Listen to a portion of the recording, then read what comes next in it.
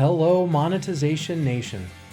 I recently interviewed John Rampton, who is one of the top digital marketing influencers. He's a regular contributor to leading business sites such as Entrepreneur, Forbes, and the Wall Street Journal. John is a serial entrepreneur and currently operates digital ventures such as Do.com, that's DUE.com, and Calendar.com. In this interview, John tells the story about a business he grew to $110 million of annual revenue. $92 million of that revenue was from sales on Amazon. Amazon essentially shut down that business after they launched a competing product. John and I discuss why it is so important to build a skyscraper on land we own, along with other monetization stories and secrets, right after this intro. Tectonic shifts are constantly transforming the earth and business, causing destruction and huge growth opportunities. I'm Nathan William, the host of Monetization Nation, where we learn how to leverage business tectonic shifts to transform monetization. You need to build your skyscraper on land you own. So let's talk a little bit about Paul Allen's venture Family Link that you and I did together. Launched a Facebook app, and we helped him do our individual pieces of it. I'm not taking credit for the whole thing. I did my little piece of it. Yeah, and everybody works together. No one person on a team. That's right. And so I was chief revenue officer there. As a contract 15-hour-a-week chief revenue officer, we went from essentially zero revenue, I think, very, very little revenue. Very little. And then we did $5 million of revenue in that first 12 months I was there as doing chief revenue. And it was the result of a lot of great people doing a lot of good things, driving a lot of traffic. You know, there's a lot that went into that. But $5 million of revenue. And a little bit of luck. Yeah, that's right. Luck. Too. Right place, right time. That's right. And then Facebook said, you are the fourth largest Facebook app. You have however many we had at the time, 60 million app installs or something. And they said, okay, you've proven that people really want this functionality that you built into your app. So we're going to take what you've done, we're going to build it into our core Facebook offering. And then these tens of millions of people that had installed it on their main Facebook profile page, we're going to remove it. Even though people chose to put it there, we're going to uninstall everybody that installed it for them without their permission, and we're going to compete with you directly. And that was a great example of building a skyscraper. Paul Allen truly built a skyscraper, but he built it on leased land. He built it on land Facebook owned.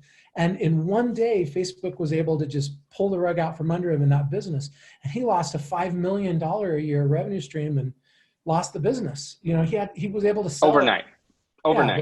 Lost it overnight. And we've seen this happen over and over again. Amazon, you talked about it, where Amazon lets third-party vendors come onto their platform. Sorry, I'm a little passionate about this, but it's just a pattern we see over and over again. Amazon lets you come onto their platform, they let you sell the products, but they're doing market research. You're paying to do market research for them. And then they figure out which products sell the best, and then they undercut and they own the land. They own the land, and then once they know what product sells the best, they go and find which vendor they can go directly to and manufacture themselves and cut you out of the loop. And then Facebook did it on Facebook pages. We all spent a ton of money building our Facebook pages. And then all of a sudden they changed the rules and said, you have to pay to be able to contact the people that have already subscribed to your pages saying they wanted to receive your posts. I mean, they changed the rules to make it work for them and destroy us.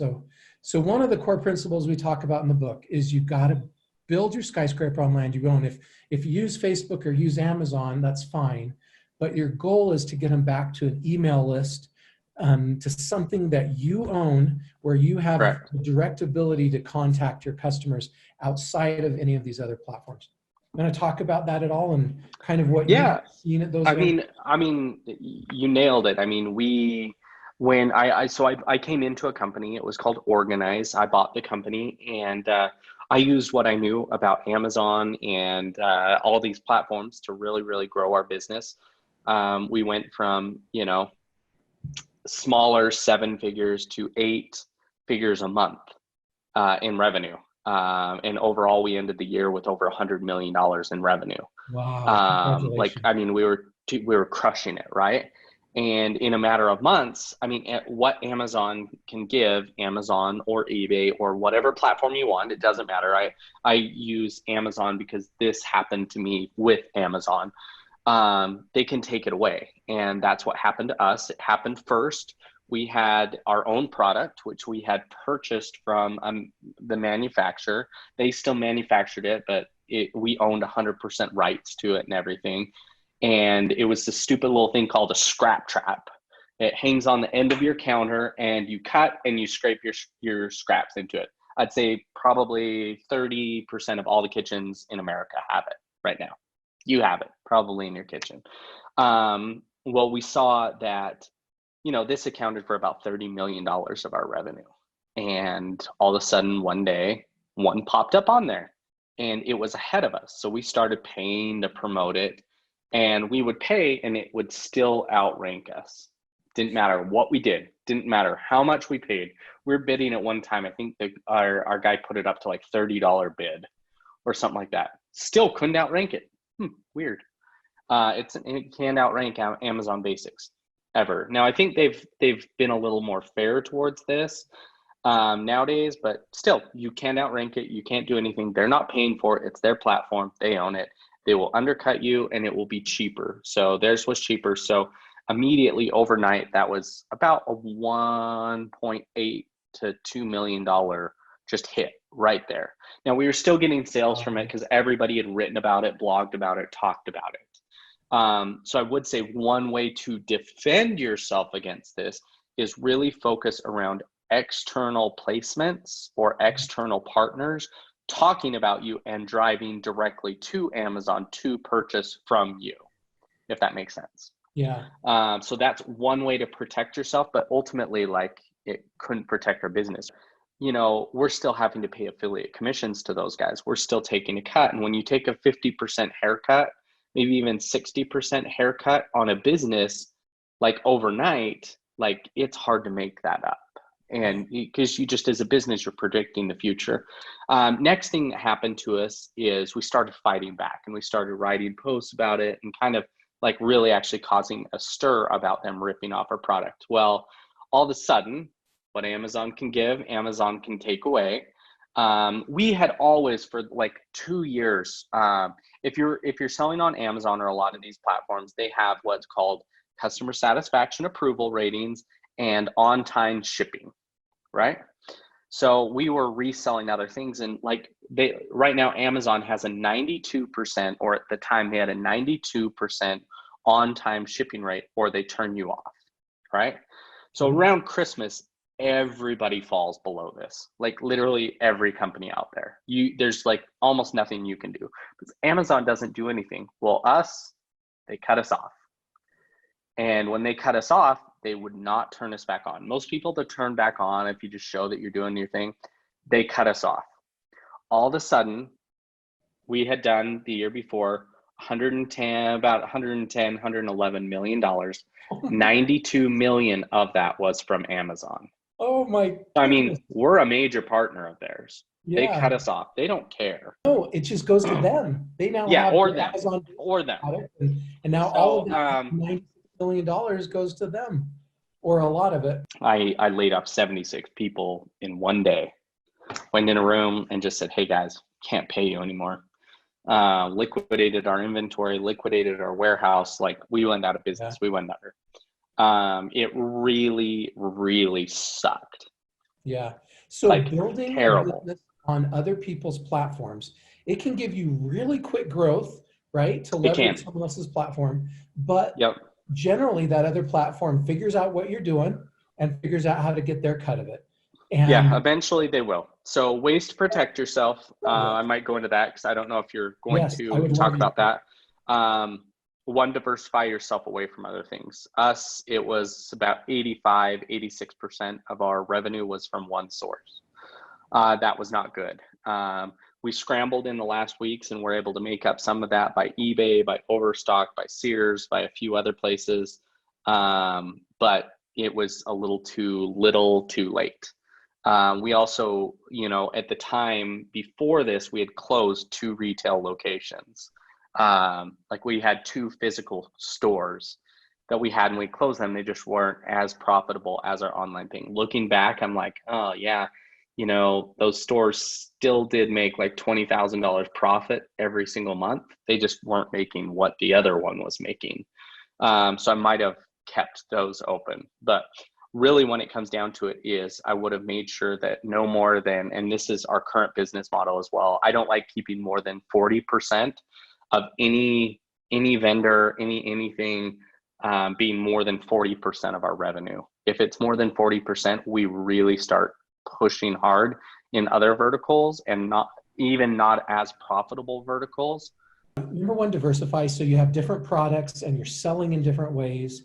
Yep.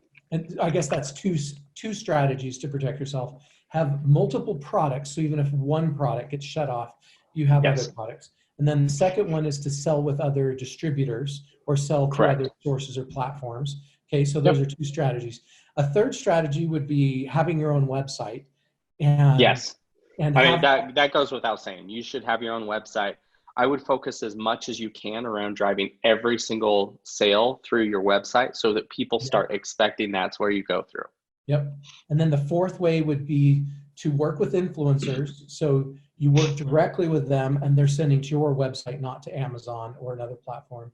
And then the fourth way would be getting people on your email list, especially if it was some kind of recurring product. So they were buying from you instead of going through Amazon. So you control the continued relationship. Yep. But that sure sucks. I'm so sorry for you. That is I mean, it's part of business. It's part of life. I'm glad I learned the lesson a little earlier in life and early in that business. So I did have everything writing on it, but I could make the mistakes. I was a lot younger. I was just barely married, going through essentially my company going bankrupt and us being hundreds of thousands of dollars in debt when we were newlyweds is a lot easier than being in debt with a bunch of kids and a house and a mortgage and all these things. We were renting, we were doing this. I learned a lot during that time. It was very good. I also learned you learn you guys want to hear a great way to liquidate inventory? So here is my best tip. I liquidated over $500,000 in pure cost in 3 days. okay. How'd you do it? So, you know how people put signs out in front of warehouse and it says warehouse sale? Yeah. Okay, so we were offering all of our products like 50 to 70% off what our cost was. We put these signs out and we were doing like $3,000 to $5,000 a day, right? And we did this for like a week and a half. We were just trying to get rid of stuff. All of a sudden, I'm like, we got to do something. And I just told my wife, I was like, hey, can you please go outside and just get some people in here? I got to get rid of this. So she sat out there and held a sign and put it out there. We did $45,000 in sales that day. The next day, I had her and another employee go on both sides of the street and do this. We did $90,000 in sale. I hired 3 other people and then we did $150,000 in sale. So all these people, when they're out spinning the signs and stuff like that, it freaking works. So if you need to blow through some inventory or you want a little bit more love to your business, put a real human being out there with a sign spinning around. It works. After that, I started another company in the real estate space, which I was in before that. I helped people buy and sell their homes online. It was a little virtual tour company. I ended up building, growing, selling it. I got to see kind of what a very successful company looks like, from extreme advertising and putting massive budgets to things. That sold to a large real estate firm out there. Coldwell Banker bought it. And they then tanked it a little bit way longer. I ended up going from there, buying a company, growing it, becoming very, very successful, and then being destroyed by Amazon in a matter of weeks. Yeah. After Organize, I had to find what I was going to do. I just started doing a little bit of consulting. I know I'm really good at some specific parts of online marketing. And, I have taken companies from zero to hundreds of millions of dollars in revenue. So I've walked the walk, I've talked the talk. So I started selling my consulting services because I was broke and hundreds of thousands of dollars in debt. So that's what you do Mhm. to survive. So started selling that, started doing very, very well at doing that. I was invoicing a lot of clients, and I just got sick of, I was invoicing these people, being invoiced by these people. And all of a sudden I was having like hundreds and hundreds of invoices submitted to me every single month. So I'm like, screw this. Like there's gotta be a better way. So I went and I bought an invoicing company, and then basically forced every single one of my contractors and people that I was billing out to use my invoicing platform, just to save me time, energy, and money. So I basically put it live on that site, and I'm just like, hey, you guys will use this. So like 3 or 4 months into that, I noticed that they were using it with their clients, and then their clients started using it. This was starting to get like a lot of people, and before I knew it, I remember specifically logging in one day, and there was 32,000 registered users Oh my goodness. and like 180,000 or 200,000 or some large astronomical number of invoices that were sent in the last 30 days. And I'm like, are you kidding me? What's going on with this? So I'm like, hey, I got to get like, this could be a really good opportunity. So I went and I bought a domain. And keep in mind, this was my failed company. This was like 12 months later.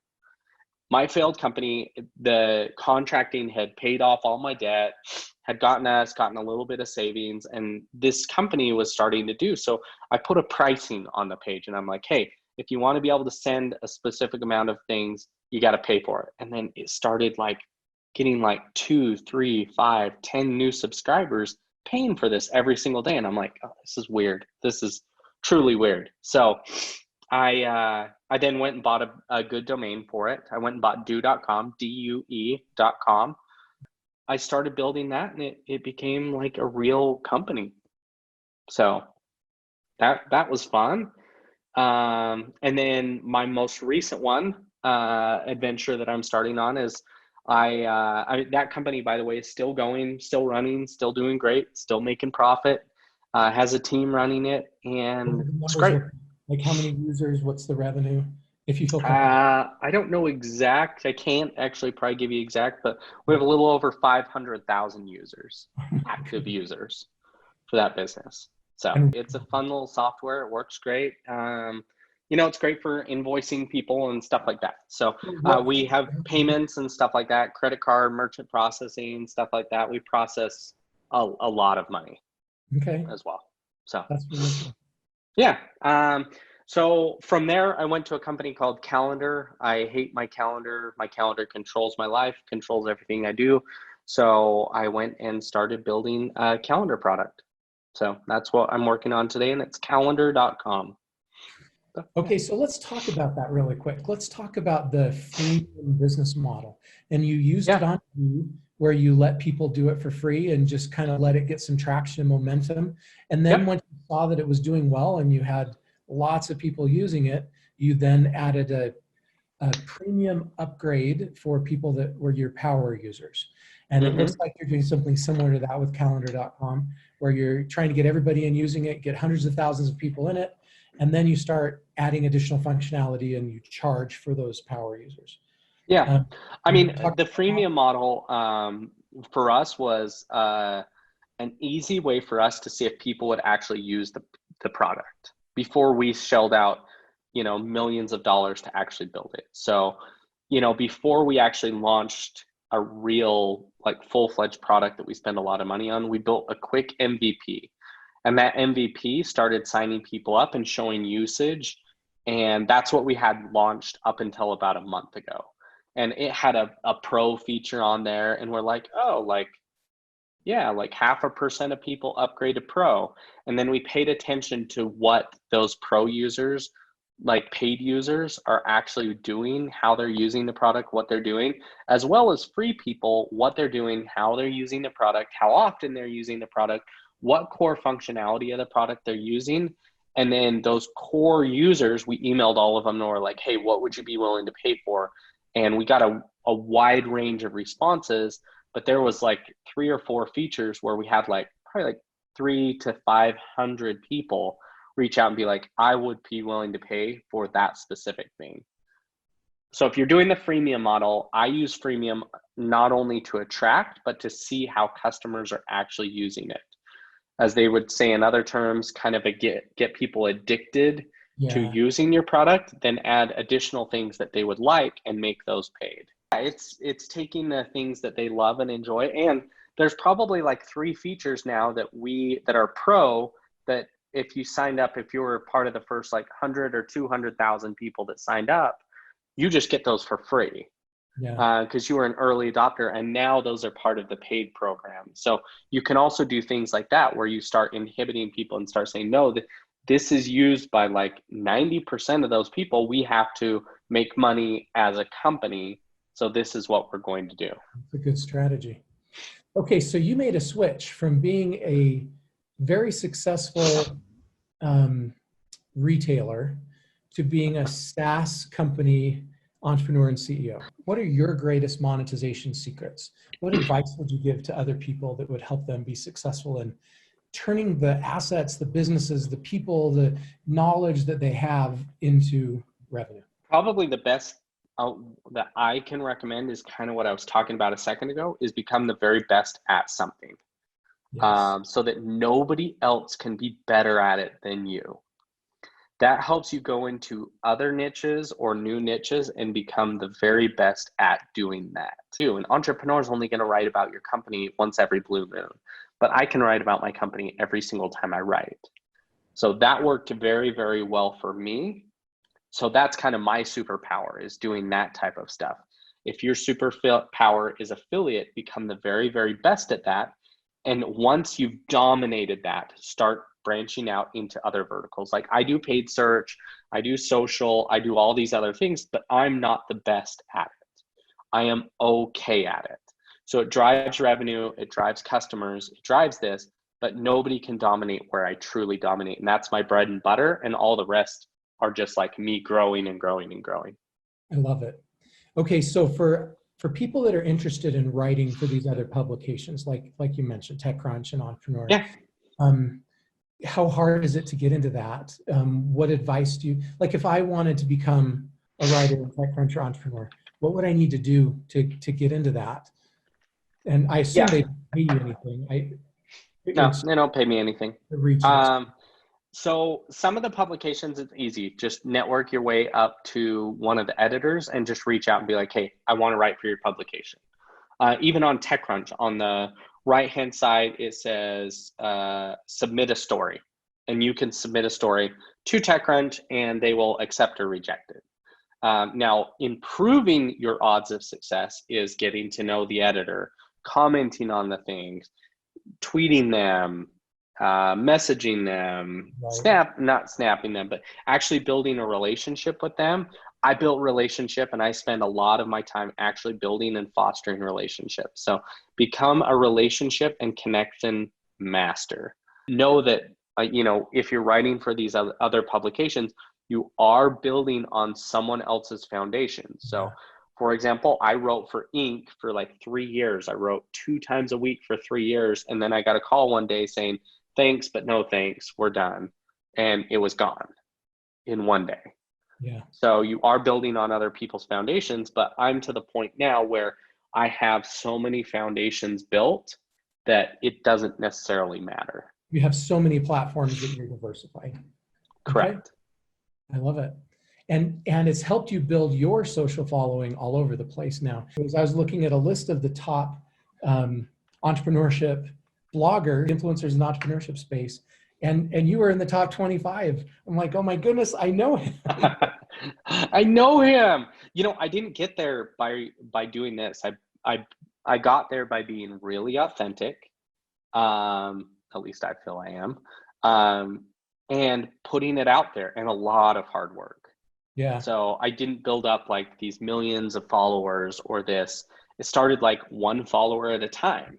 And it's like, I built up trust with that. If you can build up trust with someone, they will follow you for life and comment on your stuff and be part of your tribe.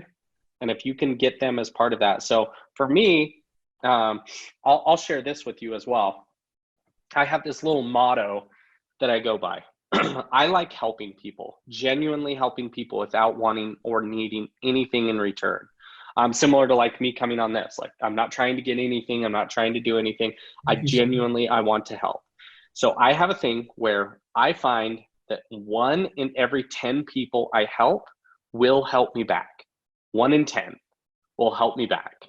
Like So that I help parable them of out. the lepers, only one comes back to say thank you, right? Only one comes back to say thank you. So 1 in 10 I help will help me back.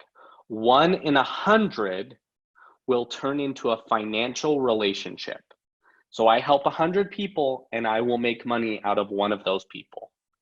And 1 in every 1,000 people will turn into, now doesn't have to be at that time, but at some point in time, 1 in every 1,000 people I help will turn into a multi-million-dollar relationship. So what does that mean for me as a business owner? It means that I need to help 3 people every single day. Genuinely hop on the phone, put a message out there, help them get this, make a connection there, do something like that. If I can help 3 people every single day, it will make me millions of dollars in the long run. Now, that million might not be in the first year. Like, for example, my current business partner, I helped him like 6 years ago. He was like, hey, can you help me out with this? It's like, sure. And then he helped me back. And I was like, oh, that's fun. And then I helped him and he helped me back. And it became like we were trying to help each other and outdo the other one. And then we started doing business together and we started making money together. And then all of a sudden we were like pretty much, business partners without being business partners. He had his own company. I had my own company. But all of a sudden we're like, dude, let's just do this. And now we're making millions together. It took us 7 years to get to that point. But then we started making millions together. I have a lot of those type of relationships where we help each other out, help. That is my tribe. Those are my people. And a lot of those people follow me on social, but it didn't just start off day one being like, hey, we're going to do a multi-million-dollar relationship here. No, it started off by me helping them, then them helping back and me being like, oh, I really like this person, and start really wanting to help that person become better than they are. So my life advice. That providing value and then the reciprocity that we as humans want to give to others who give us value. That's brilliant advice. One of my best things are just helping people. I think if the world all helped each other, we'd be a much better place. We'd go further and we'd all be making a lot more money. But the money isn't even, like, I help some people and they don't even care about money. They care about other things. So find out what means things to other people and start really helping them out. If people enjoyed what they heard today, or read or watched today, and they want to learn more, they can go to do.com to sign up for your invoicing technology. They can go to calendar.com to sign up for your integrated calendaring system. Or just follow me online at John Rampton. Google me. I'm all over the internet. I blog a lot for Entrepreneur Magazine, a lot of other big publications as well. Follow me on John Rampton, at John Rampton, on pretty much any social media platform out there. But, if I can help you guys out in any way, reach out and love to help. Thank you, John, for sharing your fabulous monetization stories and secrets with us today. Here are some of the top secrets that stood out to me from today's episode. Number 1, we can use a platform strategy to quickly grow our business. However, we need to build a skyscraper on land we own. This means we should focus on driving as many people as we can to our site and email list so we have direct relationships with customers that cannot be shut off by a platform. Number 2, we should diversify, so no more than 40% of our business is coming from one source. Number 3, the SaaS or software as a service business model is very attractive because it can provide consistent recurring revenue. Number 4, we can effectively grow our credibility and search engine backlinks by writing for leading publications. However, we should remember that when we do this, we are building on land that someone else owns. For example, John put a lot of time into writing for Inc. One day he received a call that they were done working with him, and all of the effort he invested was gone. So we have to focus on bringing people back to something we own, such as an email list, when we're doing a platform strategy. Number 5, we should genuinely help other people with no expectation of anything in return. However, because of the law of reciprocity, many of those people will want to help us as well. If we desire monetization we have never before achieved, we must leverage strategies we have never before implemented. I challenge each of us to pick one thing that has resonated with us from today's episode and schedule a time this week to implement it to help achieve our monetization goals. What ideas do you have about how we can leverage platforms to build a skyscraper on land we own? Please join our private Monetization Nation Facebook group and share your insights with other digital monetizers. Do you want to become a better digital monetizer? To receive great monetization stories and secrets, please go to monetizationnation.com and join free. And if you liked today's episode, please subscribe to the show and share it.